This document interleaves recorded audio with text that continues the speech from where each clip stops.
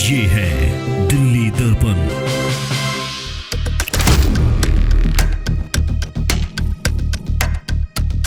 दर्शकों नमस्कार, जय हिंद। आप देख रहे हैं दिल्ली दर्पण टीवी।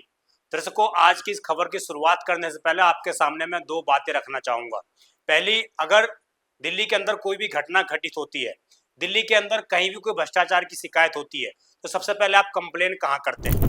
आपका जवाब होगा, हम दिल्ली पुलिस को पहले कॉल करते हैं।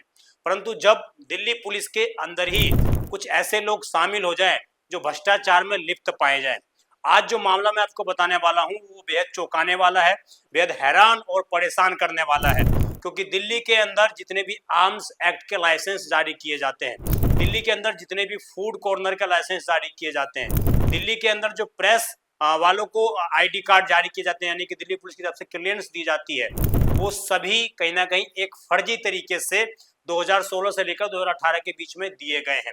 दिल्ली पुलिस ने ऐसे दो कांस्टेबलों को जो है उनकी आर्थिक शाखा ने गिरफ्तार किया है और इसमें अब दिल्ली के एलजी वीके सक्सेना ने जांच पड़ताल की मंजूरी दे दी है। क्या है पूरा मामला, कैसे ये पूरी घटना घटित हुई और दिल्ली पुलिस पर इतने गंभीर आरोप आखिरकार क्यों लग रहे हैं? जो पुलिस अपने आप को शांति सेवा और न्याय का वचन लेकर पूरी दिल्ली वालों के सामने आती है, आखिरकार उस पुलिस के अंदर ऐसे लोग कहां से शामिल होते जा रहे हैं जो धीरे धीरे पुलिस को अंदर ही अंदर खोखला करते जा रहे हैं?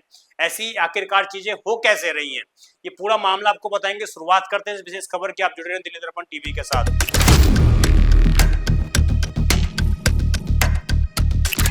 तो देखिए दर्शकों, ये जो पूरा मामला आया है ये सरकारी धन गबन करने के आरोप में दो पुलिस कर्मियों को के ऊपर केस चलाने की अब दिल्ली के एलजी के माध्यम से अनुमति मिल गई है। अब इन्होंने सरकारी धन कैसे गबन किया, ये आपके मन में सवाल होगा, तो इसका जवाब है आरोपी हेड कांस्टेबल, एक है राकेश शर्मा और दूसरे का नाम है कांस्टेबल खुशी राम, पर लाइसेंसिंग यूनिट में फीस लेकर फर्जी रसीदें जारी कर सरकारी खजाने को नुकसान पहुंचाने का आरोप है।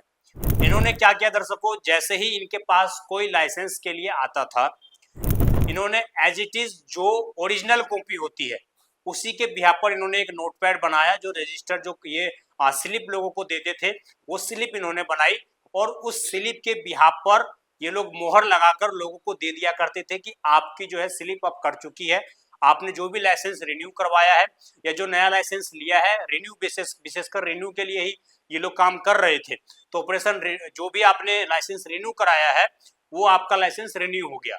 वास्तविकता में वो रिन्यू नहीं हुआ, परंतु उनको एज इट इज पर्ची दी जाती थी कि आपका ये लाइसेंस रिन्यू हो गया और उसकी जो फीस होती थी वो ये कांस्टेबल, जो दोनों कांस्टेबल से मिली भगत से खुद अपनी जेब में डाल लिया करते थे, सरकारी धन में नहीं डाला करते थे और ये पिछले कई वर्षों से लगातार चल रहा था। अब इसमें जो मामला है ये पूरा आर्थिक अपराध शाखा में ये मामला दर्ज हो चुका है, क्योंकि पुलिस को ऐसी चीजें पता लगी थी कि कई सारे लाइसेंस जो है जब जांच पड़ताल उनकी की गई तो वास्तविकता में पुलिस ने उसको क्लियरेंस नहीं दी थी, कंप्यूटर में उसका डेटा नहीं था, डिजिटली वो डेटा उपलब्ध नहीं था। उसके बाद पुलिस ने शिकायत की और उसके बाद कहने कहीं ये दोनों जो कांस्टेबल है राकेश शर्मा और कांस्टेबल खुशीराम, इन दोनों को एसीबी के माध्यम से जो आर्थिक शाखा अपराध है इनके खिलाफ केस दर्ज किया गया था।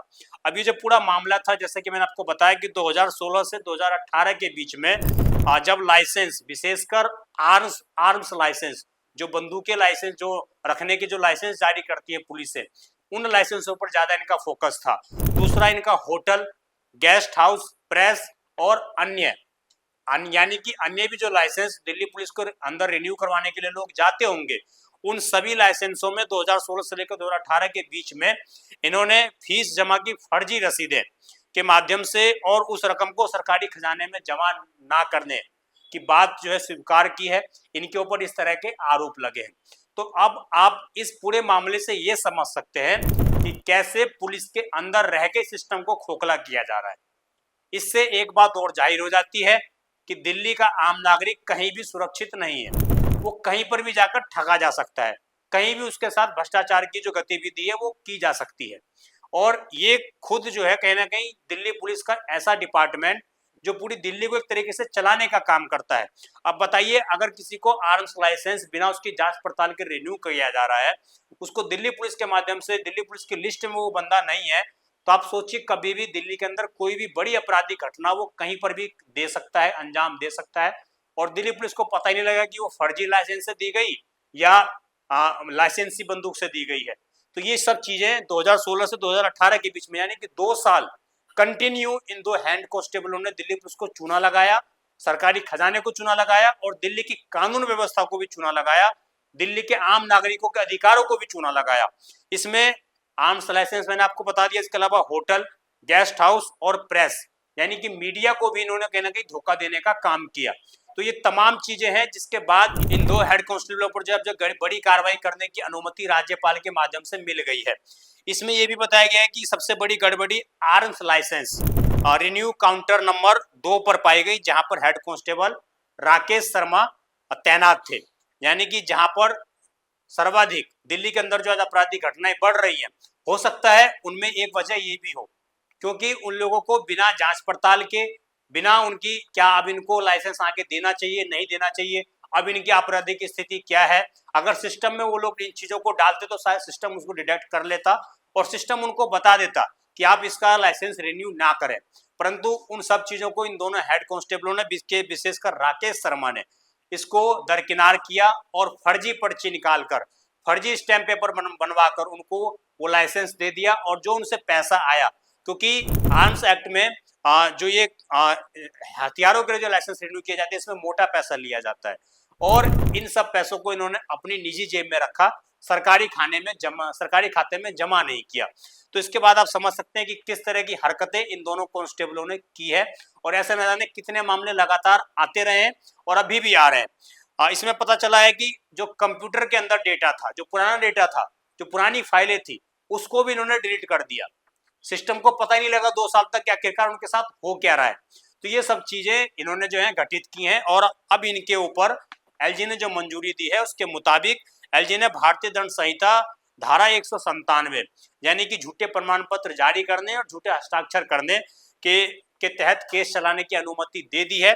इसके अलावा इसमें यह भी बताया गया कि इन दोनों पुलिसकर्मियों पर आपराधिक साजिश, जालसाजी, धोखाधड़ी और आईटी एक्ट के धाराओं में भी केस चलाने की बात जो है चल रही है और इसके ऊपर भी अब विचार किया जाएगा। तो यानी कि अब इनकी जिंदगी जो पहले इसी रूम में बीत रही थी अब सलाखों के पीछे बीतेगी और जो इन्होंने चीजें की हैं निश्चित रूप से उसके जितनी आलोचना की जाए उतना कम है। और ये साफ तौर से दिखाता भी है कि दिल्ली पुलिस का तमाम सिस्टम कैसे भ्रष्टाचार में लिप्त है। क्योंकि अगर कोई व्यक्ति 2 साल से लगातार दिल्ली पुलिस को चूना लगा रहा है, दिल्ली पुलिस के खजाने में चूना लगा रहा है, लाइसेंस जारी कर रहा है और वो भी आर्म्स लाइसेंस रिन्यू कर रहा है, तो आखिरकार पुलिस को 2 साल तक इस चीज के बारे में पता कैसे नहीं लगा? ये एक बड़ा सवाल है और ये सवाल निश्चित रूप से पूछा जाना चाहिए और आप लोगों को भी पता होना चाहिए कि हमारा सिस्टम आखिरकार कितना तैनात है, कितना अपने आप को सजग रखता है। तो ऐसे अपराधी लगातार अंदर भी आते रहेंगे और बाहर आते ही जा रहे हैं। अब दर्शकों, आपको बताने का एक महत्वपूर्ण जो विषय है, क्योंकि हमने ये पूरी खबर आपको बता दी, अब अगर आपके साथ कभी ऐसी घटना घटित हो जाती है, कहीं पर आपके साथ भ्रष्टाचार की कोई घटना घटित हो रही है, कहीं पर आपसे रकम मांगी जा रही है किसी भी चीज को लेकर, अक्सर ऐसे मामले सामने आते रहे जब दिल्ली पुलिस मकान बनाने, कहीं पर रेडी पटरी लगाने, कहीं पर कुछ इलीगल कंस्ट्रक्शन करने के लिए तमाम जगहों पर पुलिस जो है रकम वसूलने की कार्रवाई करती हुई नजर आ जाती है। कई बार ऐसे आरोप लगते रहे, कई बार ऐसे वीडियोस वायरल सोशल मीडिया पर होते रहे। तो इसमें आपको सबसे पहले जो दिल्ली पुलिस का विजिलेंस डिपार्टमेंट है, वो दिल्ली पुलिस का इंटरनल विजिलेंस डिपार्टमेंट है जो निष्पक्ष रूप से कार्रवाई करने का दावा करता है। उसने कुछ हेल्पलाइन नंबर जारी कर रखे हैं, उन हेल्पलाइन नंबर पर कॉल करके आप कंप्लेन कर सकते हैं अगर कोई भी आपको ऐसे परेशान कर रहा है रिश्वत के लिए। तो सबसे पहला जो नंबर है वो 1064 है, इस पर भी जाकर आप कंप्लेन कर सकते हैं। इसके अलावा जो दूसरा नंबर है टेलीफोन का, वो है 011-2341-7995। मैं आपको दोबारा दोहरा देता हूँ, 011-2341-7995। ये एक नंबर है। अगर आप कॉल के माध्यम से सूचना नहीं देना चाहते, आप चाहते हैं कि मेरे को कॉल से बात नहीं करनी है और मेरी आवाज रिकॉर्ड की जा सकती है, कई बार ऐसे लोगों को डर होता है, तो आप व्हाट्सएप के माध्यम से भी सूचना दे सकते हैं। इसमें व्हाट्सएप का नंबर बताया गया बिजनेस टीम की ओर से 9910641064। मैं एक बार दोबारा दोहरा देता हूँ, 9910641064। ये व्हाट्सएप का नंबर है बिजनेस टीम का। इसके माध्यम से भी आप कॉन्टेक्ट कर सकते हैं और अपनी कंप्लेन दर्ज करवा सकते हैं। और इसके अलावा अगर आप बिना कॉन्टेक्ट नंबर किए ऑफिशियल तरीके से, यानी कि अगर आप ये चाहते हैं कि मैं फिजिकली जाऊं, वहां पर मुलाकात करूं, वहां पर अपनी समस्याएं बताऊं, तो फिजिकली तौर पर आप 12 खंबा रोड में दिल्ली पुलिस की विजिलेंस टीम का ऑफिस है, वहां पर आप जाइए और वहां पर आप एक तरीके से जो पूरी अपनी डिटेल है वो जारी कर सकते हैं, बता सकते हैं कि क्या उसके ऊपर कार्रवाई है। दिल्ली पुलिस की विजिलेंस टीम ने इसमें यह भी बताया कि जो नाबालिग है, यानी कि जिनकी उम्र 18 साल से नीचे है और उनके साथ अगर क्या उनको कंप्लेन करनी है तो उसकी पहचान पूर्ण रूप से गुप्त रखी जाती है। इसके अलावा ये भी बताया गया कि अगर कोई नाबालिग शिकायत करता है तो तुरंत दिल्ली पुलिस वहां पर पहुंचने का, खुद विजिलेंस टीम वहां पर पहुंचकर उन विषयों को जांच पड़ताल करती है। इसके अलावा अगर आप कंप्लेन करते हैं तो आपको किसी भी प्रकार की घबराने की आवश्यकता नहीं है, आपकी पहचान पूर्ण रूप से गुप्त रखी जाएगी। दर्शकों, ये पूरा जो मैंने मामला आपको बताया, इन सब चीजों से एक बात तो जाहिर हो सकती है कि दिल्ली का नागरिक, आम नागरिक कहीं भी सुरक्षित नहीं है, किसी भी हाल में सुरक्षित नहीं है। और ये दिल्ली पुलिस के 2 कांस्टेबलों ने दिल्ली पुलिस को 2 साल तक भारी चूना लगाया और पुलिस को पता नहीं लगा कि आखिरकार उनके साथ हो क्या रहा है। और दिल्ली में न जाने कितने अपराधियों को इन्होंने फिल्म से जन्म देने का काम किया होगा।